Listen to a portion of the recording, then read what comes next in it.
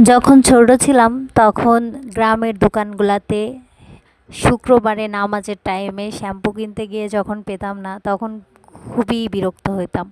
ভাবতাম যে কেন দোকানগুলো খোলা থাকে না, অ্যাটলিস্ট একটা দোকান তো খোলা উচিত। কিন্তু হঠাৎ করে গতদিন কোরআন শরীফ পড়তে গিয়ে একটা আয়াতে আমার চোখ আটকে গেল, যেখানে বলা হয়েছে, হে বিশ্বাসীগণ, জুমার দিনে যখন তোমাদেরকে নামাজের জন্য আহ্বান করা হয় তখন তোমরা আল্লাহর স্মরণে ধাবিত হবে এবং ক্রয় বিক্রয় বন্ধ রাখবে। এটাই তোমাদের জন্য শ্রেয় যদি তোমরা উপলব্ধি করো। আলহামদুলিল্লাহ, এই আয়াতটা দেখার পরে আমার যে ভুল ধারণা ছিল বা দোকানদারদের প্রতি যে রাগ ছিল, ক্ষোভ ছিল, সব দূর হয়ে গেছে। অ্যান্ড আস্তাগফিরুল্লাহ, এতদিন ধরে ধরে আমি একটা ভুল ধারণা নিয়েছিলাম।